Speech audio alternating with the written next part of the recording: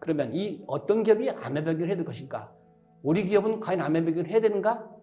우리 조직은 아메바경을 솔선수범해야 될까? 8가지 체크 포인트를 한번 우리가 점검해 보면은 우리 기업은, 우리 조직은 나는 아메바경에 임함에 있어서 어떻게 해야 될 것인가를 생각해 볼 수가 있습니다. 첫째, 이익이 어디서 나는지, 이익이 어떤 아이템에서 나는지, 이익이 어느 조직에서 나는지 잘 알 수가 없다. 조직과 제품과 상품과 서비스의 이익의 원칙이 어딘지 잘 모르겠다. 아메바경을 해야 됩니다. 두 번째는 모든 조직이 부가가치에 대한 공헌도를 파악할 수가 없다. 특히나 영업을 하지 않는, 영업을 지원하는 비영업 조직은 부가가치를 파악할 수 없습니다. 사실은 기업에서 가장 많은 원가를 쓰고 있는 부문이 바로 비영업 조직입니다. 그래서 영업이 이익을 만들어내는 것이 아니라 영업을 둘러싸고 있는 비영업 조직들이 이익을 만들어낸다고 해도 과언이 아닙니다. 이 비영업 조직들이 얼마만큼 우리 조직에, 우리 회사의 이익에 공헌하고 있는지 이 공헌도를 파악할 수 없다. 아메바경 해야 됩니다. 세 번째, 기업들은 아날로그식 경영에 머물러 있습니다. 모든 조직 구성원들이 계획, 업무 계획, 수립하는 것, 그 다음에 실적 관리하는 것에 있어서 수치로 관리할 수가 없어요. 우리가 흔히 얘기할 때 농담 한마디 하고 넘어가도록 하겠습니다. 아날로그 경영은 요새 많은 기업들이 디지털 경영으로 바꾸고 있습니다. 왜 디지털 경영으로 바꾸는가? 아날로그 경영은 한국만에서 만들어진 영어라고 합니다. 이게 무슨 소리야? 예, 아날로그 경영은 안 하려고 이게 아날로그 경영이라고 되어 있어서 아날로그 경영을 한다고 하면은 안 한다라는 컨셉이 들어가 있다라는 이제 유머가 있습니다. 그래서 디지털 경영을 통해서 수치로서 정확히 우리의 현주소를 확인하고 우리의 현재 상황을 확인하는 것이 중요한 새로운 경영의 트렌드로서 자리 잡고 있다고 하는 것이죠. 그 다음에 아날로그 경영을 하다 보니까 실시간으로 파악이 안 됩니다. 모든 것이. 대부분의 기업들이 월 말이면 마감이 돼야 되겠고 그 다음에 2개월 초면은 바로 결산이 돼야 되는데 그런 것이 이루어지지 않죠. 그래서 2개월 초면은 결산 실적이 나오지 않는 회사는 반드시 아메바 경영을 통해서 바로바로 대응책을 마련하도록 해야 되겠다. 이것이 아메바 경영을 해야 될 또 당위성 중에 하나입니다. 그 다음에 항상 인원이 부족하다고 합니다. 어떤 기업이든지 인원이 남는다는 기업은 없어요. 항상 부족합니다. 파켄스리 법칙이라고 사람에게는 아무리 많은 시간과 아무리 많은 조직원을 배치시켜도 항상 부족하다고 한다고 합니다. 이걸 이제 파켄스리 법칙이라고 그러는데 또한 8사 원칙이라고도 합니다. 하루 8시간 일하는 것 중에서 부가가치 있는 시간은 4시간이고 나머지 4시간은 별로 의미도 없는 일에 많은 사람들이 매달려 있다고 하는 것이죠. 그래서 항상 인원이 부족하다. 누가 무임차하고 있는지, 누가 성과를 내고 있는지 이게 잘 파악이 안 됩니다. 아메바 경영을 통해서 이런 것도 해소할 수 있습니다. 그 다음에 이제 회사의 경영 철학이 액자 속에만 있습니다. 그래서 많은 기업들이 매년 회사의 경영 방침, 경영 철학을 미사용을 통해서 액자 속에 바꿔놓기 바쁩니다. 그래서 한 10년만 하다 보면 경영 방침 쓸 게 없어요. 왜? 실천도 안 하고 좋은 미사용만 들여서 바꿔놓다 보니까 그래서 회사의 경영 철학이 액자 속에 있고 머릿속에만 있는 것, 구성원들의 의식 속에 체화돼서 매일매일의 업무 속에서 눈에 보여야 되는데 그것들이 눈에 보이지 않는다고 하는 것이죠. 그래서 액자 속에 있는 경영 철학, 이런 회사는 아메바 경영을 해야 되겠다라고 하는 겁니다. 그 다음에는 이제 구성원은 회사의 목표와 실적에 대해서 전혀 인지하지 못하고 있습니다. 심지어는 회사의 목표는 모르더라도 자기가 일하고 있는 조직의 목표도 알아야 되는데 이런 목표를 모른다고 하는 거죠. 그래서 회사의 목표가 있으면 조직의 목표, 개인의 목표까지 이걸 이제 영어로 캐스케이딩이라고 하는데 캐스케이딩 돼야 되는데 이런 것조차도 회사의 목표가 있는지 없는지 그냥 뽑아줬으니까 그냥 시계추처럼 왔다 갔다 출퇴근만 반복하는 회사의 직원들 이런 인식들이 있다 그러면은 반드시 암의 변경을 통해서 탈출구를 찾아야 되겠다라고 하는 것이죠. 그다음에 마지막으로 비용 관리와 손익이 안 된다고 하는 것이죠. 모든 회사 조직원들이 경영 환경이 나빠지면 핑계를 댑니다. 시장 환경이 좋지 않아서 힘듭니다. 그러나 암의 변경에서는 이 탈출구를 허용가라는 컨셉으로 탈출하는 그런 전략을 갖고 있습니다. 그래서 시장 상황이 나빠도 허용가라는 컨셉을 통해서 시장 상황을 극복할 수 있는 이 8가지의 요소에 하나라도 걸려있다 그러면 아메바 경영을 하는 것이 좋다라고 말씀을 드립니다. 자, 이 아메바 경영에는 어떠한 철학, 어떠한 생각의 밑바탕이 깔려 있느냐. 모든 회사의 경영 철학은 눈에 보여야 됩니다. 필로소피라고 아메바 경영에서는 얘기하는데 그냥 가능하면 필로소피라고 쓰는 것이 좋습니다. 미국에 있는 자동차 회사들을 방문한 적이 있는데 현장에 미국에는 혁신이라고 하는 것, 이노베이션, 개선, 임프루먼트 이런 용어가 있는데 현장에 개선이라고 뜻하는 일본어인 가이젠을 씁니다. 그래서 물어봤습니다. 왜 가이젠이라고 하는 것을 영어는 있는데 씁니까? 했더니 뉘앙스가 다르답니다. 가이젠이라고 하는 개선해 주는 뉘앙스하고 자기들이 갖고 있는 이노베이션하고 이런 것들이. 그래서 우리도 마찬가지로 우리말로는 경영 철학 얘기가 있는데 아메바경에서는 필로소피라고 표현합니다. 이 필로소피는 반드시 모든 사람들의 마음속에서 행동으로 드러나는 것을 필로소피라고 얘기합니다. 그래서 아메바경에서는 회사 경영 철학의 가시화, 영어로 비주얼 매니지먼트라고 표현합니다. 그 다음에 고객을 중심으로 해서 모든 조직을 세분화시킵니다. 정기적인 팀이나 부서나 관아 이러있는 조직 밑에 수많은 세분화되는 아메바 조직을 통해서 그 아메바 조직의 책임자들이 미래의 차세대 경영자 훈련을 한다라는 컨셉이 이 아메바 경영에는 깔려 있다라고 보면 됩니다. 그 다음에 이제 모든 비용들을 세부적으로 세목화시킵니다. 예를 복리후생비 보통 우리가 이제 그 비용들을 쓴 것을 결산을 통해서 보다 보면은 재정가 명세서라든지 판매 및 일반 관리비 항목 보면은 한 20, 30개밖에 안 됩니다. 그런데 이 이 비용들을 세분화시키다 보면은 한 100개 정도 전후가 나옵니다.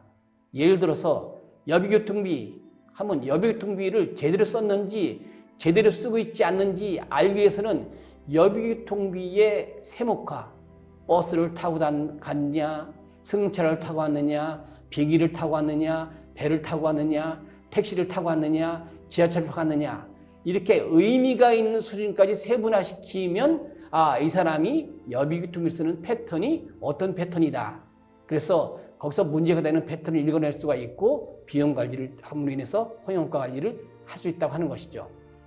그 다음에 이제 아메바 경영은 사내 매매를 통해서 모든 조직 구성원들이 스스로 내가 움직이면 움직이는 만큼 수입이 발생되어져야 하겠고 반드시 여기서 쓴 원가를 제한 이익을 계산할 줄 알아야 된다고 하는 그런 사상이 이 아메바 경영에서는 깔려 있다라고 보는 거고 그 다음에 마지막으로 시간당 재단서와 중점 추진 항목 시트가 아메바 경영의 맨 끝자리에 자리 잡고 있습니다.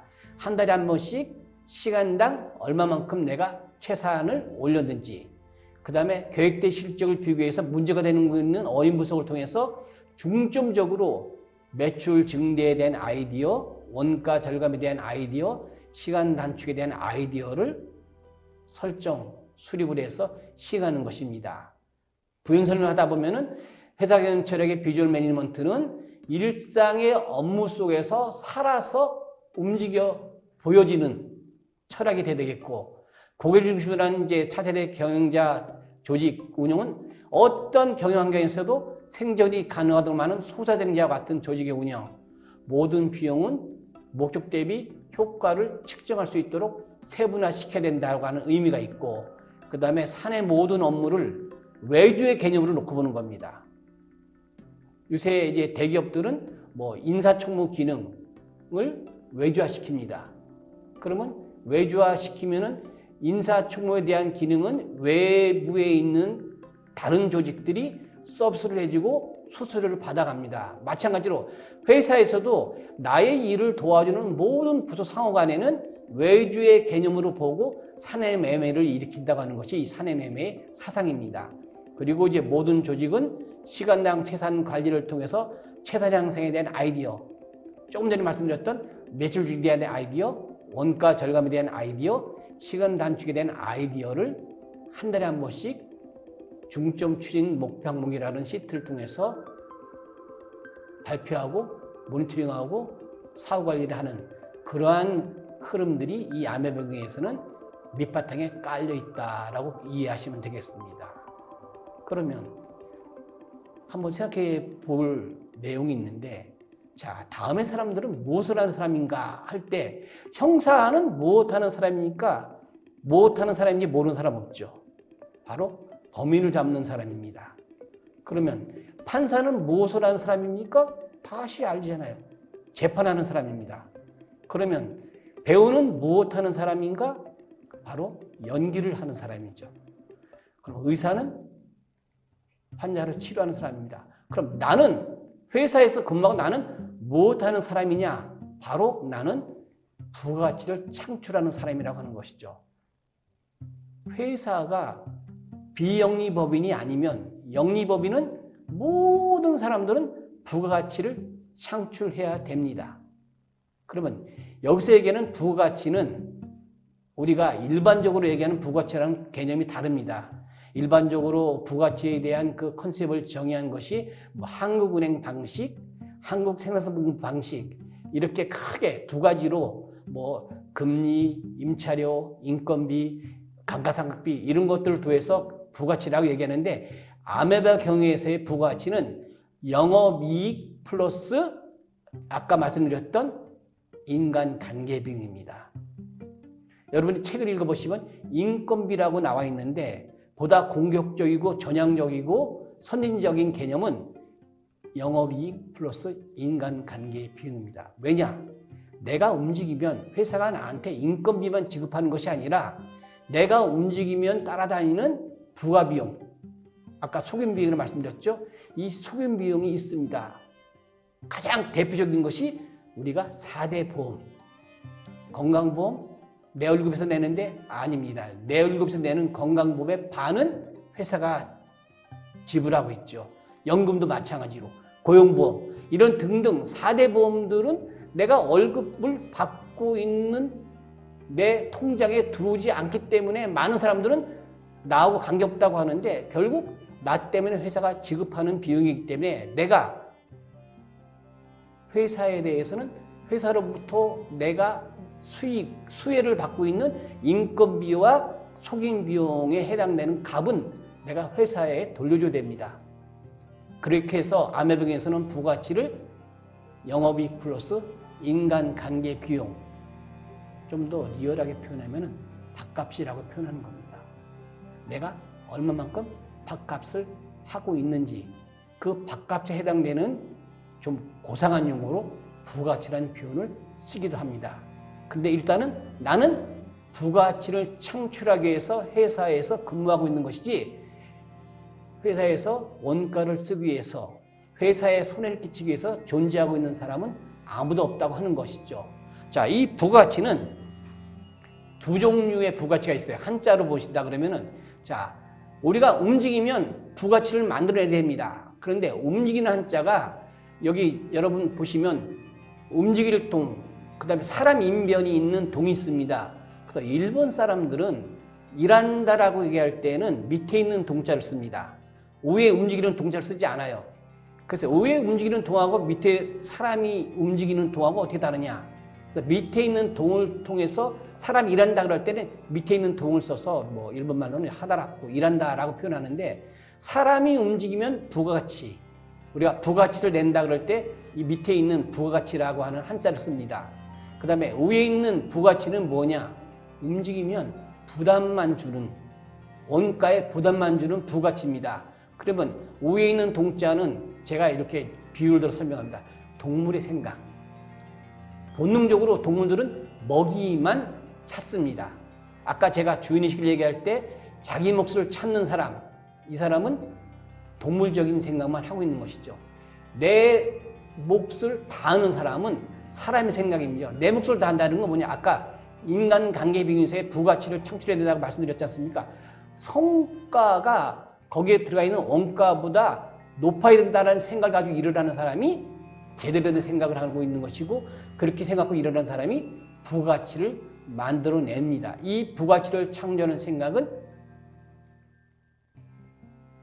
다르면 부가치 결과도 다르다고 하는 것이죠. 그럼 이 부가치 창조에 위해서는 우리는 내가 무엇을 하고 있는지가 중요한 게 아니라 어떻게 하는지가 나에게는 중요하다라는 생각을 하고 있어야 된다고 하는 것이죠. 다른 말로 표현하면 내가 사용하는 원가 이상의 바른 부가치를 창출하기 위해서 내가 바르게 원가를 사용하고 있는지 아닌지를 알고 일을 해야 된다고 하는 것이죠. 그러면 우리가 알고 일하려면 주어진 사항을 제대로 봐야 됩니다. 그런데 이 본다라고 하는 한자, 부가치 창출을 하기 위해서는 제대로 보는 시각이 필요한데, 본다고 하는 한자를 이것도 볼견이라고 하죠. 시, 볼시, 관, 찰. 견이나 시나 관이나 찰은 전부 다 본다고 하는 겁니다. 그런데 사람들이 관행적으로 보고 생각하지 않고 그냥 보면 한 가지 사물을 보고도 전혀 다른 표현을 한다고 하는 것이죠. 우리가 요새 길을 건너갈 때 신호등을 보고 초록색 신호등이 켜져 있는데 초록색 신호등이네? 녹색 신호등이다. 이렇게 표현하는 사람보다는 파란색이네? 파란색 신호등 켜졌다. 건너가자. 이렇게 얘기하는 사람이 많습니다. 그런데 파란색 신호등은 없습니다. 초록색 신호등이에요. 그런데 왜 지금의 사람들이 파란색이라고 아직도 이야기하고 있을까? 옛날에는 60년대, 70년대만 하더라도 신호등 색깔은 파란색이었습니다.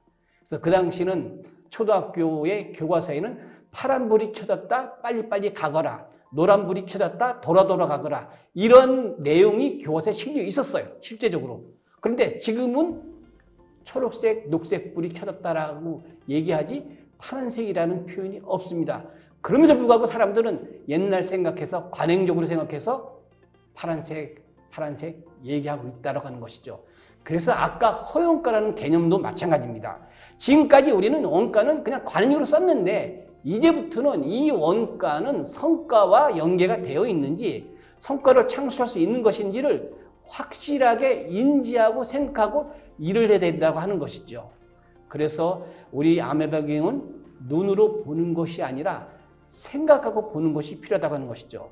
간행적으로 보면은 부가치 창출에 필요한, 다시 말씀드리면 매출인데 원가 절감, 시간 단축에 역행하는 이런 것들의 달성에 장애되는 문제 요소에 대한 것들이 보이지 않는다고 하는 것이죠. 그래서 이제부터는 제대로 생각하고 본다는 건 딱 하나입니다. 내가 지금 하고 있는 이 일이 과연 우리가 목표로 하는 매출 증대에, 원가 절감에, 시간 단축에 중요한 역할을 하고 있는지 하고 있지 않는지를 생각하고 판단에 임하라고 하는 것입니다. 자, 부가치 창출을 위해서는 견시 관찰 중에서 그냥 눈으로 보는 견이 아니라 관찰의 의미가 굉장히 중요합니다. 그런데 이 부가치 창출이 결국 기업의 궁극적인 목표입니다. 그런데 기업의 정의를 한자로 한번 이렇게 풀어봅니다. 자, 기업은 사람이 모여서 일을 하는 곳이 기업입니다. 기업은 사람이 머물고 그 머문 사람들이 일을 추진하는 것이 기업이라고 하는 것이죠. 근데 이 업은 뭐냐? 바로 부가치를 창출하는 것이 바로 업의 본질이라고 하는 것이죠. 그래서 사람이 모여서 철학을 기본으로 하는 비전, 이게 업입니다. 회사에는 모든 기업들이 철학을 갖고 있습니다. 이 철학을 바탕으로 해서 비전을 수립하고 비전을 달성하기 위해서 하는 일들이 업무인데 이 업을 기본으로 하는 일을 수행하면 반드시 비용이 발생되어야 것입니다. 사람 관련 측면에서는 인건비, 그 다음에 속임 비용, 작게는 인건비, 조금 더 적극적으로 보면은 인간관계 비용. 그래서 혹시라도 여러분 회사에서 여러분들이 이런 인식을 하면 좋습니다. 우리는 인건비만 중요하게 생각하고 있는데 그러면은 조금 더 공격적으로 인간관계 비용, 인건비에 속임비를 넣어서 인간관계 비용이라는 컨셉을 사용하는 것이 보다 선진적이고 기업의 경쟁력을 강화할 수 있는 그런 중요한 요소가 되고 있기 때문에 사람이 모여서 업을 중심으로 해서 일을 하게 되면은 인건비가 반드시 발생된다. 그런데 인건비라고 쓰고 인간관계 비용으로 읽는다. 이렇게 여러분들이 이해하시면 좋을 것 같아요. 그래서 이 경우 부가가치는 인건비라고 쓰고 인간관계 비용이라고 읽는다 그랬죠. 인건비 이상의 공헌도가 있어야 제대로 내가 사명을 감당했다라고 보는 겁니다. 다른 말로 얘기하면은 내가 모여서 일을 하고 있을 때 나에게 부여된 이 업을 제대로 하고 있다고 하는 것이죠. 그래서 부가가치가 인건비, 인간관계 비용 이상의 부가가치를 만들어내면은 많은 직장인들이 생각하는 꿈의 직장, 고임금, 저임금비라고 하는 꿈의 직장이 만들어진다고 하는 것이죠. 내가 인간관계 비용 이상의 부가가치를 만들어내고 있지 못하기 때문에 기업들이 직원들이 바라는 수준의 임금을 지급할 수 없다고 하는 것이죠. 그래서 많은 기업의 경영자한테 가끔 물어봅니다. 가장 큰 고민은 무엇입니까? 최저임금이 너무 올라가서요. 저는 그럴 때마다 얘기합니다. 최저임금이 올라가서 문제가 아니라 인건비 이상의 부가가치가 나올 수 없기 때문에 문제다. 그러면 최저임금이 문제라는 시각과 인건비 이상의 부가가치를 만들어내지 못한다는 시각은 하늘과 땅입니다. 그래서 인건비 이상의 부가가치를 만들어낼 수 있는 경영, 이것은 바로 아메바 경영이다라고 오늘은 말씀드리면서 이것으로 오늘은 마치고 다음에는 아메바 경영에서 반드시 우리가 알아야 될 아메바 경영의 핵심 요소 이런 것들에 대해서 중점을 얘기하면서 오늘은 이것으로 마치도록 하겠습니다. 감사합니다.